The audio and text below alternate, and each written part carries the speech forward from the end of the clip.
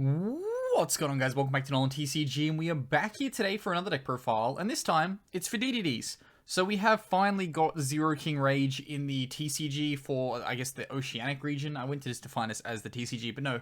We're completely different over here. We don't have access to the jump promo, so we've been essentially struggling for a little while with just, like, the standard build. But now that we've got Go, yeah, now we can finally do, I guess, not full combos, but we can play around hand traps a lot easier. But before we get started on this profile, as always, please do remember to drop down below and hit that subscribe button if you are new here, because we are always happy to have new people to the channel. And let's get on into this deck profile. Before we do get started on this one, though, it is brought to you, of course, by yourplaymat.com, who got us our beautiful NolanTCG extra deck sleeves. These are available on yourplaymat.com, as well as you can get custom sleeves and custom playmats, so whatever you need for the current format. There is an affiliate link in the description down below that does get you a little bit of a discount on your order. Also, enter the code NOLAN10YP. for 10% off your order. Also kicks back a little bit to the channel, so everything will be very much appreciated. If you're shopping there, you're getting custom sleeves, custom playmats down, make sure to enter our code at checkout. But let's get on into this deck profile. Okay, so starting us off, we of course have the one copy of Go DDD Divine Zero King Rage. Essentially, the way this deck kind of functions with this in it is that this is your zero scale. The effects and stuff do sometimes come up, so like it is somewhat relevant. It's just still a solid one-off. But the zero scale is what's important. It lets you play around stuff like Nibiru a hell of a lot easier, and of course lets you pendulum summon your Kepler, which is of course a very, very good thing to do because it triggers on special summon. Imagine not being able to do that for the past, 3 months since we got this, since we got Griffin and stuff. Overall, makes the deck function a whole lot better.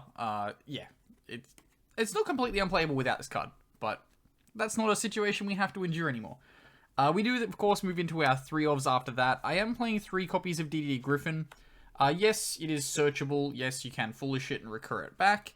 But at the end of the day, if you have it, it's just free. So why not play it at 2? You're going to be getting into the grave anyway from your hand by making the Xyz and stuff like that. So playing 3 of it, that way you can just kind of toolbox out some of your other 1-ofs when you're going through your foolish routes.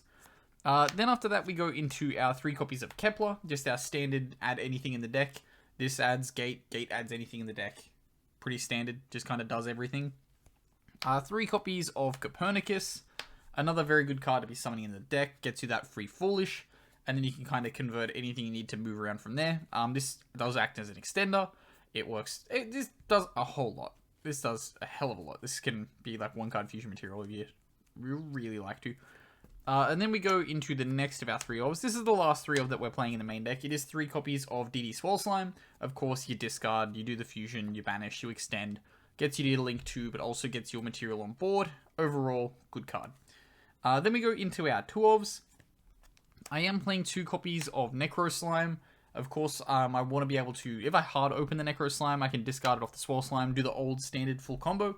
Of course, there are other routes you can go with the Necro Slime, but yeah, overall, foolish it off when you need it. You have the Griffin, so hell, like I said earlier, if you open the Griffin, you can access the Necro Slime.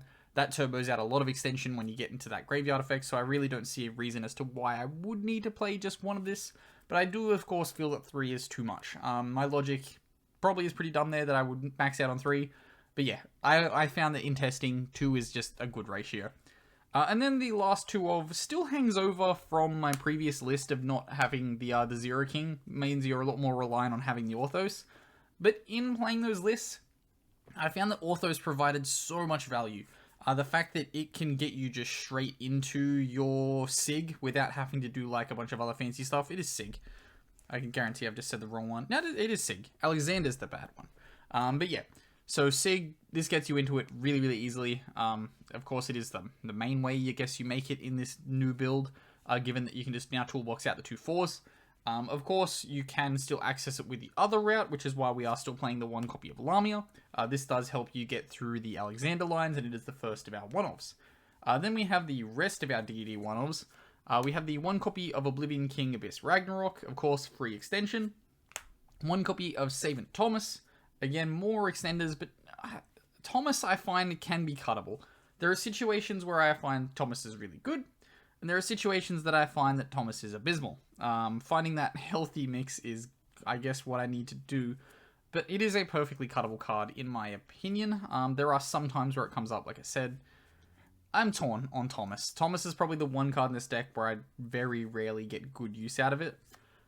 Next off, though, we do have our one copy of DD Cerberus. This is just generic kind of extender. One copy of Vice Typhoon, just an alternative to the Necro Slime. And then we have one copy of DD Baphomet. This is what helps you play around Nibiru, so very, very important card to have in the deck. Then we go into our hand traps. You can always change the hand trap line to whatever you need to have it as at your locals. It is, for me, 3 copies of Ash Blossom, just the simplest way to negate a whole lot of things in the current format. You can Ash the Branded fusion, you can do other cute stuff. 3 copies of DD Crow coming through after that. Just puts in a lot of work at locals, so yeah, it's just a good card. It stops the Branded in red when they're trying to disrupt you on your turn, and that does then shut down a whole lot. If you aren't playing against a lot of Branded, this probably isn't the best side deck card for you, or the best main deck hand trap for you. Of course, like I said though, change it up to whatever you need it to be. Then we go into our spells and traps after this. We are, of course, playing 3 copies of Gate. It's every card in the deck, so why wouldn't we play 3 copies of Gate? Just the 1 copy of Dark Contract with the Swamp King. It's all you really need. Given that you do have the Swirl Slimes and the Necro Slimes, I find that it's very rare which I actually use the Swamp King effect.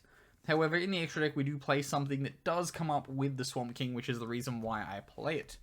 And then the last 2 spells, we have the 1 copy of Patient License or Patent License, effectively, again, another Searcher, and then it does also lock out your opponent, which is rather cute, and then 1 copy of 1 for 1 after that. Of course, it accesses Yugi Kepler, so why wouldn't you? And then we have our 2 DDD Traps, so we've got 1 copy of DD Headhunt, just a standard Crackdown, and then the really unfair card, if you can resolve it successfully, it's 1 copy of Dark Contract with the Eternal Darkness. This plus the field spell shuts down pretty much every deck. Key to this is it turns off Floowandereeze, and Floowandereeze is very popular around where I play. And then lastly, we have the last hand trap, I guess, in the deck. You can, of course, switch this for anything that you need to. It is 3 copies of Infinite Impermanence, though, in my list. Okay, so that does then bring us to the extra deck, and it is pretty standard. Actually, I've got some stuff in here that I would recommend changing around. So we've got 3 copies of Gilgamesh. 3 is correct. Don't play 2. You can manage with 2, by all means. If you can only find 2, that's perfectly fine. But I would definitely just say play this at 3, because there are way too many times where you need to just burn 1 during the combo. It also can go into the new Xyz, which is just kind of really good when you can make a Link 2 that then functions as just a rank 10, and then also kind of functions as a negate/disruption. Then for the rest of our Xyz that come after that, we have 1 copy of Wave King Caesar, that then combos off with the King Tell to net you all of your searches. 1 copy of High Wave King Caesar, this is your Solemn, helps you play around Nibiru. And then we have 1 copy of Divisor King Deus Marcanex. I would recommend playing 2 of this if you can find space. I personally just don't have 2. I went looking, thought I had 2. Turns out I didn't. Bit of a bummer.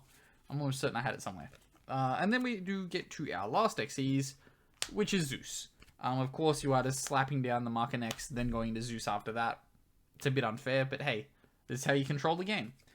Then we have our Synchros after that. We have the 1 copy of Alexander for the standard combo with the Lamia, and 1 copy of Siegfried. Again, you can make that off the same combo, but this is accessible with the Cerberus. And then we go into our fusions. So we've got the 2 copies of Flame King Genghis. Again, 2 necessary. 1 copy of High Flame King Genghis. Just 1 is fine for this. Just 1 comes into the other. The other you kind of need to come up sometimes. 1 copy of Diark, of course, can cheese your opponent in time, which is rather cute. And then last card, this is the card I would typically make off the Dark Contract. It's Wave Oblivion King Caesar Ragnarok. This can just kind of out some really difficult situations, which is the reason why I like to play it. But that does wrap us up here for the deck profile for this one. So as always, if you do have any recommendations or things you would change, do make sure to comment them down below.